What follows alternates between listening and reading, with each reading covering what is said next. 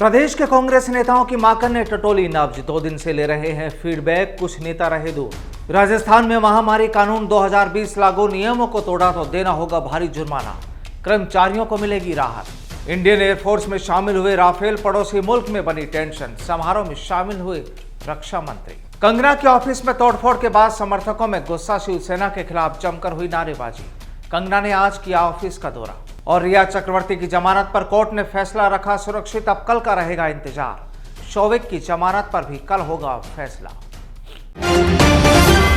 नमस्कार, देश प्रदेश की तमाम अहम खबरों के न्यूज बुलेटिन एट 7 PM में मैं हूं आपके साथ प्रदीप आजाद। और आइए विस्तार से नजर डालते हैं उन खबरों पर जो सुर्खियों में रही। राजस्थान में हुए सियासी संग्राम के बाद कांग्रेस की कमजोर हुई जमीन को वापस मजबूत करने के लिए प्रभारी महासचिव अजय माकन प्रदेश के 2 दिवसीय दौरे पर हैं। अजमेर के बाद माकन ने आज जयपुर संभाग के कार्यकर्ताओं का फीडबैक लिया। विधायक अमीन कागजी, अर्चना शर्मा और पूर्व सांसद अशकली टाग जैसे नेताओं ने माकन से मुलाकात कर अपना फीडबैक दिया। वहीं प्रताप सिंह खाचरियावास समेत सत्ता खेमे के कई नेता कोरोना पीड़ित होने के चलते नहीं पहुंच पाए। प्रदेश में कोरोना के बाद 1957 से चल रहे एपिडेमिक डिजीज एक्ट को खत्म कर नया महामारी कानून 2020 लागू कर दिया गया है।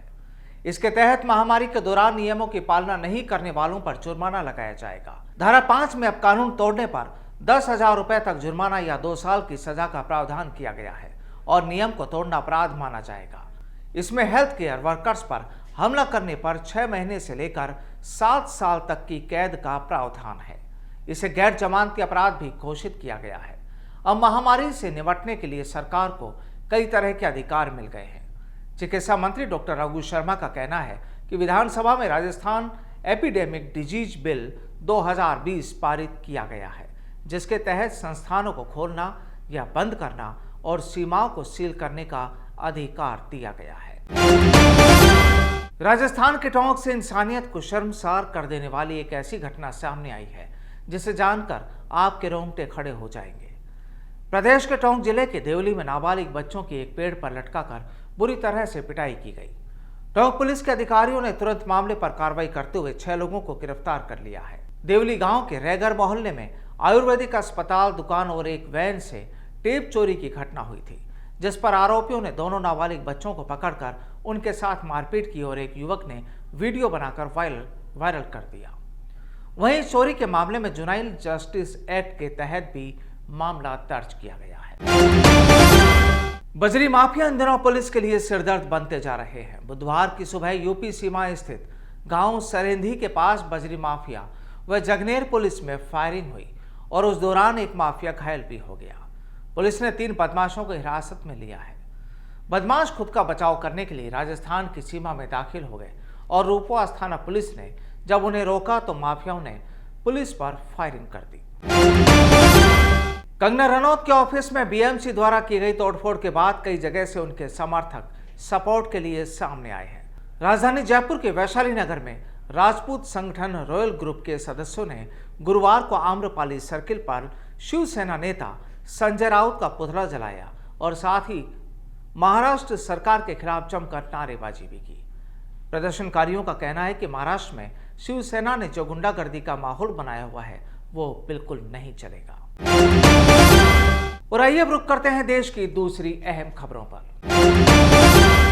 भारत और चीन के बीच सीमा पर लगातार होते तनावपूर्ण हालात के बीच आज राफेल विमान आधिकारिक रूप से भारतीय वायुसेना में शामिल हो गए। इस मौके पर रक्षा मंत्री राजनाथ सिंह ने कहा कि राफेल का भारतीय वायुसेना में शामिल होना पूरी दुनिया के लिए कड़ा संदेश है, खासकर उनके लिए जो हमारे हक पर नजर डाल रहे हैं। इस मौके पर फ्रांस की रक्षा मंत्री फ्लोरेंस पार्ले भी मौजूद रही। बिहार का सियासी मैदान इन दिनों दिलचस्प होता जा रहा है। बिहार में चुनाव से पहले दल बदल का खेल जोरों पर है। लालू प्रसाद यादव के साथ लंबे वक्त तक सियासत करने वाले रघुवंश प्रसाद सिंह ने गुरुवार को पार्टी से इस्तीफा दे दिया। रघुवंश प्रसाद काफी वक्त से तेजस्वी यादव के मनमाने रवैये से नाराज चल रहे थे। वहीं जेडीयू ने इसे आरजेडी के ताबूत में आखिरी कील बताया है। कोरोना से जंग के लिए की जा रही कोशिशों को एक बड़ा झटका लगा है। ब्रिटेन में ऑक्सफोर्ड ने एक व्यक्ति पर कोरोना वैक्सीन का ट्रायल किया था, लेकिन उसके शरीर में इसके दुष्प्रभाव देखने को मिले, जिसके बाद ऑक्सफोर्ड ने वैक्सीन के तीसरे और अंतिम चरण के ट्रायल को रोक दिया है। भारत में भी इस वैक्सीन के ट्रायल पर काम चल रहा था, लेकिन भारत में भी इसके ट्रायल को रोक दिया गया है। जेईई मेन का रिजल्ट कल यानी 11 सितंबर को जारी किया जाएगा। जेईई मेन में क्वालिफाई करने वाले छात्र 12 सितंबर से जेईई एडवांस के लिए आवेदन कर सकेंगे। वहीं नेशनल टेस्टिंग एजेंसी ने जेईई मेन की आंसर की भी जारी कर दी है। और वहीं दूसरी ओर नीट का एग्जाम 13 सितंबर को आयोजित होना है। सुशांत केस के ड्रग मामले में गिरफ्तार हुई रिया चक्रवर्ती की जमानत याचिका पर गुरुवार को मुंबई की विशेष अदालत में फैसला सुरक्षित रख लिया है। इसका मतलब यह है कि रिया और उनके भाई शोविक को एक रात और भायखला जेल में गुजारनी होगी। रिया और शोविक चक्रवर्ती समेत 6 आरोपियों की जमानत याचिका पर अब सेशन कोर्ट कल अपना फैसला सुनाएगा।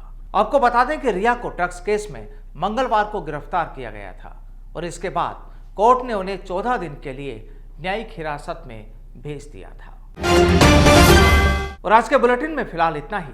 मुझे दीजिए इजाजत। नमस्कार।